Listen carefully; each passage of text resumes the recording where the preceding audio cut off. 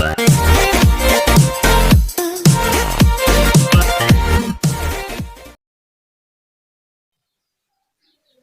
नमस्कार दोस्तों, मैं जितेंद्र मौर्य जीत सर पीएस क्लास में आप सभी का स्वागत करता हूं।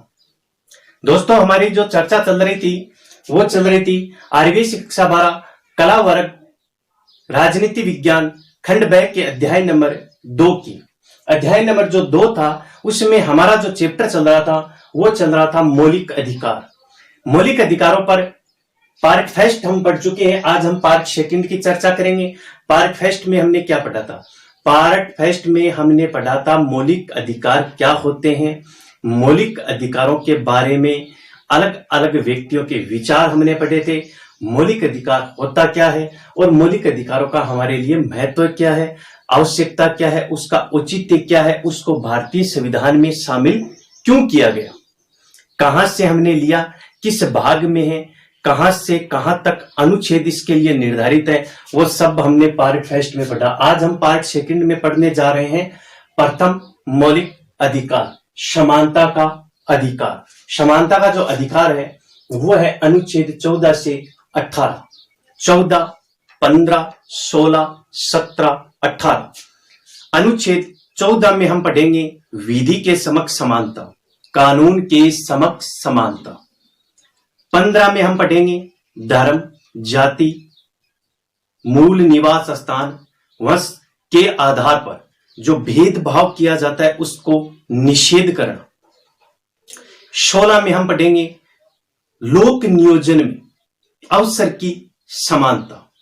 17 में हम पढ़ेंगे अस्पृश्यता का अंत यानी छुआछूत की समाप्ति। और 18 में हम पढ़ेंगे उपाधियों का अंत।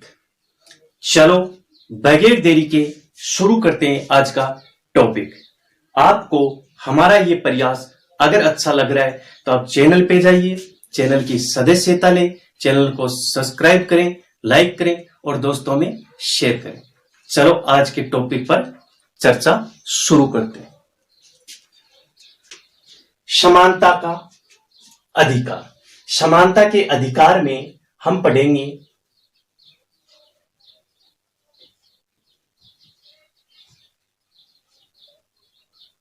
अनुच्छेद 14। अनुच्छेद 14 है, इसमें हम पढ़ेंगे विधि के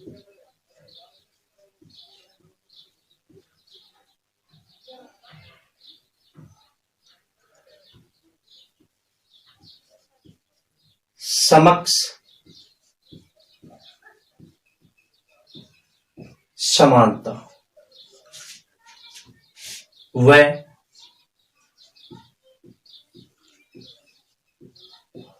संरक्षण। सबसे पहले तो आपको ध्यान में रखना है ये जो आपका अनुच्छेद 14 है ये समानता के अधिकार का मूल सिद्धांत है। उसके बाद 15, 16, 17, 18 ये इसके एक विशिष्ट उदाहरणों में माने जाते हैं। अनुच्छेद 14 में विधि के समक्ष समानता यानी संरक्षण की बात कही गई है। इसका तात्पर्य क्या होता है? विधि के समक्ष समानता, विधि के समक्ष समानता यानी संरक्षण। विधि के समक्ष समानता या संरक्षण से क्या आशय है? देखिए, राज्य क्षेत्र में राज्य किसी भी व्यक्ति को, यहां क्या नाम आया है, किसी भी व्यक्ति को कानून के समक्ष समानता या कानून के समक्ष संरक्षण से वंचित नहीं करेगा। अब देखो दोस्तों, यहां पर जो ये व्यक्ति शब्द आया है, इस व्यक्ति शब्द ने स्पष्ट कर दिया कि यहां पर चाहे कोई कंपनी हो, निगम हो, कुछ भी हो, सभी इसमें शामिल होंगे।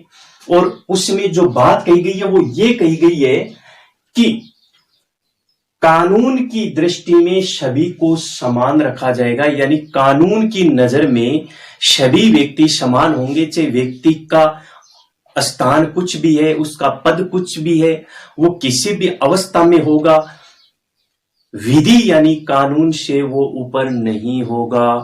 कानून के नजर में सब समान होंगे। समान परिस्थिति में बनाए गए जो कानून होंगे वो सब पर का समान रूप से लागू होंगे, चाहे वो मध्यम वर्ग का हो, चाहे वो उच्च वर्ग का हो, चाहे वो निम्न वर्ग का हो। जो कानून मेरे पर जिस तरीके से लागू होगा वही कानून एक बड़े पदाधिकारी पर लागू होगा। अनुच्छेद 14 का ये आशय है। अब हम चर्चा करेंगे अनुच्छेद 15 पर। ठीक है, अनुच्छेद 15 आपको बताया था मैंने कि अनुच्छेद 15, अनुच्छेद जो 15 है आपका, अनुच्छेद 15 1 2 3 4। अनुच्छेद 15 में 4 बातें हैं, 4 भाग बनाए गए इसके। अनुच्छेद 15 भाग 1, अनुच्छेद 15 भाग 2, अनुच्छेद 15 भाग 3 और अनुच्छेद 15 भाग 4। अनुच्छेद 15 भाग 1 में क्या कहा गया है? धर्म, मूलवश, जाति, लिंग या जन्म स्थान के आधार पर विभेद का प्रतिषेध किया गया। यानी धर्म, मूलवश, जाति, लिंग या जन्म स्थान के आधार पर किसी के साथ कोई भेदभाव नहीं किया जाएगा। ये आर्टिकल आपका 15 भाग 1 कहता है। 15 भाग 2 क्या कहता है? नागरिकों को दुकान हो, सार्वजनिक कोई स्थल हो, भोजनालय हो, होटल हो, मनोरंजन स्थल हो, उस पर, यानी ये आपके वो सार्वजनिक स्थान होते हैं, जैसे दुकान है, कोई भी सार्वजनिक स्थल है, भोजनालय है, होटल है, मनोरंजन के स्थल है, इस पर किसी भी प्रकार का कोई भेदभाव नहीं किया जाएगा किसी के भी साथ में। नंबर 3 पर देखें तो स्त्री और बच्चों के लिए विशेष प्रावधान किया जा सकता है सरकार के लिए। जैसे बच्चों के लिए क्या किया जा सकता है? बच्चों की शिक्षा के लिए कोई व्यवस्था की जा सकती है। बच्चों की शिक्षा के लिए किसी भी प्रकार की कोई संस्थाओं को स्थापित किया जा सकता है। महिलाओं के लिए जैसे महिला कल्याण कार्यक्रम चलाए जा सकते हैं। महिला प्रस्तुति, यानी उसकी जो, जब महिला जो बच्चे को जन्म देती है, मां बनती है, उस स्थिति में उसके अवकाश की जो मतलब एक व्यवस्था होती है वो कर सकती है सरकार। महिला आयोग का गठन कर सकती है। यानी बच्चे और जो महिला हैं उनके लिए यहां पर विशेष प्रावधान किए जा सकते हैं। आर्टिकल 15(4) सामाजिक और शैक्षणिक दृष्टि से पिछड़ा वर्ग, जैसे अनुसूचित जाति है, अनुसूचित जनजाति है, उसके लिए विशेष प्रावधान किया जा सकता है। दोस्तों आपको याद होना चाहिए, अनुसूचित जाति, अनुसूचित जनजाति के लिए जो शैक्षणिक दृष्टि से, सामाजिक दृष्टि से पिछड़े वर्ग होने के कारण जो एक आरक्षण की व्यवस्था हमने कर रखी है, वो इसी आर्टिकल के तहत उसको आरक्षण दिया गया है शैक्षणिक स्थानों में। तो ये है आपका आर्टिकल 14 और आर्टिकल 15। आप इसका स्क्रीनशॉट लेके और इसको अपनी नोटबुक में क्या कर सकते हैं, लिख सकते हैं। तो आप इसका स्क्रीनशॉट ले लीजिए। अब आगे बात करेंगे आर्टिकल 16 की। तो चलो दोस्तों हम बात करते हैं अनुच्छेद 16 की। अनुच्छेद 14 कर लिया, अनुच्छेद 15 कर लिया, अनुच्छेद 16 क्या कहता है? अनुच्छेद 16 कहता है लोक नियोजन में अवसर की समानता। लोक नियोजन शब्द से क्या से? लोक नियोजन शब्द का आशय है सरकार, सरकारी जो भी नौकरियां होती हैं, सरकारी जो भी सेवाएं होती हैं, उसमें सबको समान रूप से अवसर देगी। यानी सबको उसमें अपना भाग्य आजमाने का मौका दिया जाएगा, उसमें कोई भेदभाव नहीं किया जाएगा। लोक नियोजन में अवसर की समानता, ठीक है। इसी में अनुच्छेद 16(2) कहता है इस बारे में व्यक्ति की जाति, धर्म, लिंग या जन्म स्थान के आधार पर कोई भेदभाव नहीं किया जाएगा। यानी लोक नियोजन में, सरकारी सेवाओं में किसी भी प्रकार का कोई भेदभाव नहीं होगा। अनुच्छेद 16(3) कहता है सरकार लोक नियोजन के लिए क्या कर सकती है? योग्यताओं का निर्धारण कर सकती है। यानी सरकारी सेवाओं के लिए योग्यता का निर्धारण कर सकती है। यानी किस सेवा के लिए क्या योग्यता होगी। जैसे आप पुलिस में जाते हैं, पटवारी का एग्जाम देते हैं, तो ये तो है नहीं कि इसमें 8वीं पास बंदा चला जाए, 5वीं पास चला जाए। उसकी एक योग्यता होती है, उस एक मापदंड होते हैं। उन मापदंडों का निर्धारण भी सरकार कर सकती है, ऐसा आर्टिकल 16(3) कहता है। और आर्टिकल 16(4) मूलवासी के लिए पिछड़ा वर्ग, अनुसूचित जाति और अनुसूचित जनजाति वर्ग है, उसके लिए सरकार क्या कर सकती है, आरक्षण की व्यवस्था कर सकती है। क्योंकि ये वर्ग है, इनको पिछड़ा वर्ग माना गया, इसके लिए सरकार विशेष व्यवस्था कर सकती है। उसके बाद हम बात करें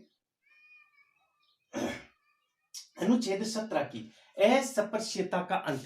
दोस्तों, अस्पृश्यता का मतलब क्या होता है, आपको पता होना चाहिए कि पहले का जो समय था उसमें जातिगत भेदभाव सबसे ज्यादा था। जाति के आधार पर मतलब ऊंच नीच की भावना बहुत ज्यादा थी, छुआछूत को बहुत ज्यादा महत्व दिया जाता था।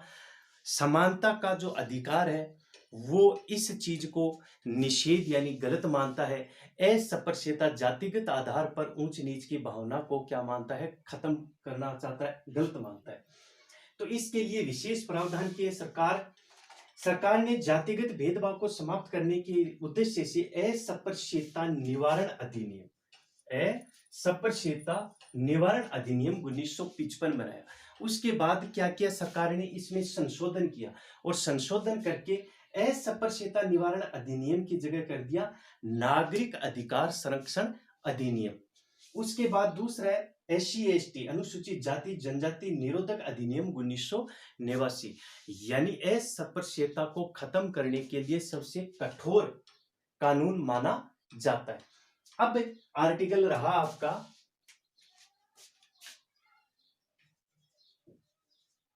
अनुच्छेद 18, इसमें है आपका उपाधियों का अंत, उपाधियों का अंत। देखो दोस्तों, शिक्षा, सेना, ये दो क्षेत्र छोड़ दें तो बाकी किसी भी क्षेत्र में उपाधियों को निषेध माना गया है। उपाधि का मतलब क्या होता है, आपने देखा होगा शिक्षा के क्षेत्र में आपने नाम सुने होंगे कि पद्म भूषण है, पद्म विभूषण है, दादा साहेब फाल्के पुरस्कार, ये जो पुरस्कार वगैरह ये दिए जाते हैं, यही उपाधियां होती है। दोस्तों, इन उपाधियों का हमारे देश में अंत किया गया, केवल दो क्षेत्रों को छोड़ दे तो शिक्षा और सेना के क्षेत्र को छोड़ दे तो बाकी किसी भी क्षेत्र में उपाधियों को मान्य नहीं किया गया। एक बात यहां पर यह भी ध्यान में रखनी है, अगर भारत में कोई विदेशी व्यक्ति लाभ के पद पर है, उसको कहीं पर भी उपाधि से नवाजा जाता है, या फिर कोई भारत का व्यक्ति है जो किसी लाभ के पद पर है, उसको अगर कहीं पर भी उपाधि से नवाजा जाता है तो उससे पहले उसको राष्ट्रपति से अनुमति भी लेनी पड़ती है। यह है उपाधियों का अंत, क्योंकि यह भी समानता के अधिकार के हनन के रूप में माना गया। तो आपका समानता का अधिकार कंप्लीट हुआ, कितना हो गया, 14 हो गया, 15 हो गया, 16 हो गया, 17 हो गया और 18 हो गया। अब दोस्तों ये ना, इसका स्क्रीनशॉट आप ले लीजिए। अब स्क्रीनशॉट लेने का फायदा क्या होगा, आप बुक खोलेंगे तो यहां पर आपको पैराग्राफ दिखाई देगा, ठीक है। इस पैराग्राफ को क्या कर दिया मैंने, अलग अलग भागों में डिवाइड कर दिया। अनुच्छेद 16(2), 16(3), 16(4) ये आपकी पुस्तक में नहीं मिलेगा आपको, लेकिन आपके लिए ये इसलिए किया गया ताकि आपकी सरलीकरण किया जा सकता है, ये भी है। तो इस तरीके से आप इसको तैयार कर सकते हैं। आशा करता हूं कि मेरे द्वारा दी गई जानकारी आपको पसंद आएगी। जय हिंद, जय भारत।